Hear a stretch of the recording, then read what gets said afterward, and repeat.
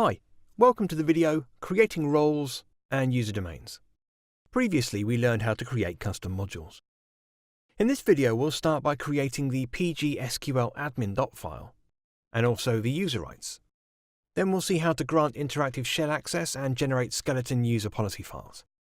One of the best features of SELinux is its ability to confine end users and only grant them the rights they need to do their job. To accomplish this, we need to create a restricted user domain that these users should use. Such user domains and roles need to be created through SE policy enhancements. These enhancements, however, require a deep understanding of the available permission checks, reference policy macros and more, which one can only obtain through experience or assistance. Still, that shouldn't prevent us from providing a working example of how to create a special end-user role and domain for the PostgreSQL administration. Let's start with creating the pgsqladmin.te file. First, let's look at the SELinux policy file that includes our user-related rules. Each line is commented to explain why the next policy line is used. Write the command cat pgsql_admin.te. And here's how the pgsqladmin.te file looks like.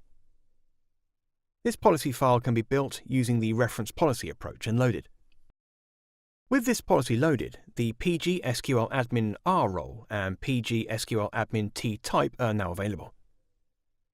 Next, we create an SELinux user called pgsqladmin.u that's allowed access to the staff R role for non-privileged activities, system R role for handling the PostgreSQL service, and pgsqladmin.r role for administrating the PostgreSQL files and commands. We can accomplish this with the se-manage user command, which you can see here.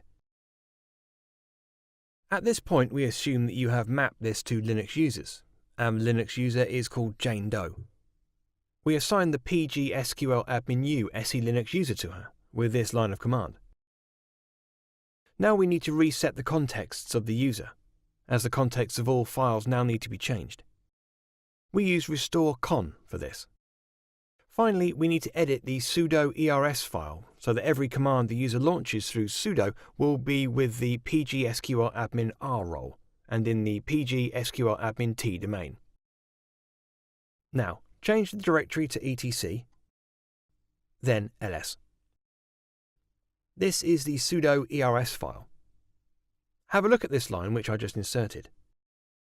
With these changes in place, the user can now log in and handle PostgreSQL by default. Jane Doe will remain logged in through the staff R role and in the staff T domain, so that most end-user commands work. The moment a more privileged activity needs to be launched, Jane Doe has to use sudo. As the user is not in the wheel group, using su to get a root shell is not possible. Now let's see how to grant interactive shell access.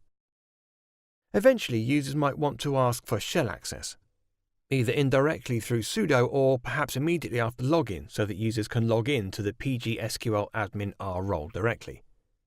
This is not a problem for SELinux. Even if that user were granted root shell, SELinux still prevents the user from making changes or performing activities that the user is not allowed to. The most common approach to allowing interactive shell usage within an SELinux role is to use the user DOM login user template call instead of the user DOM base user template call.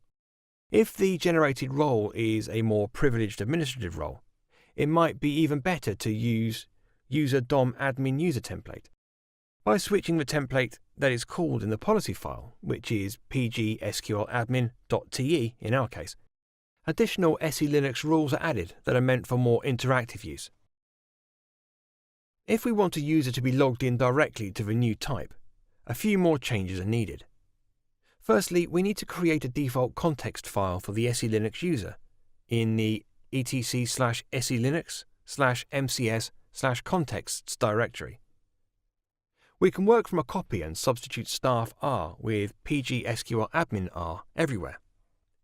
This file will tell SELinux what the default type should be when a login is handled through one of the mentioned contexts. Next, the MCS/default type file has to be updated to tell SELinux that the pgsqladmin.t domain is the default type for the pgsqladmin.r role.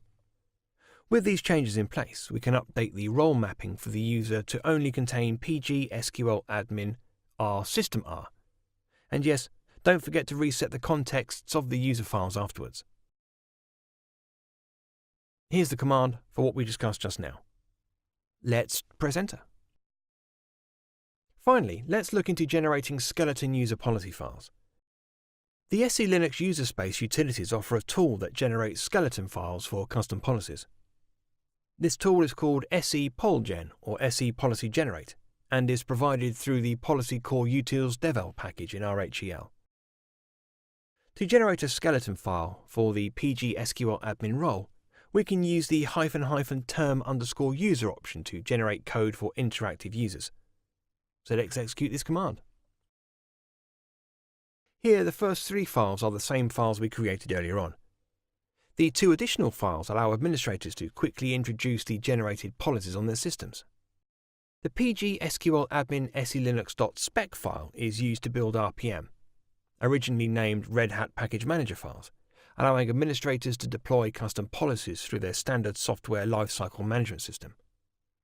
The pg_sql_admin.sh script, which builds the policy, loads it on the system, generates a standard manual page for the module, updates the contexts file on the system to accommodate the new user, and finally builds the RPM package using the .spec file mentioned earlier.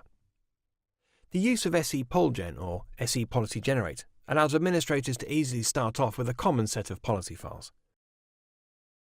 The other supported user templates with SEPolGen are listed here. The first one for administrative, privileged user domains, confined admin for administrative but otherwise limited user domains, desktop user for standard end user domains, and the last one, X user for low privilege end user domains that can use the X server. That's all for this video. Nice! In this video we saw how to create roles and user domains. In the next video we'll create new application domains.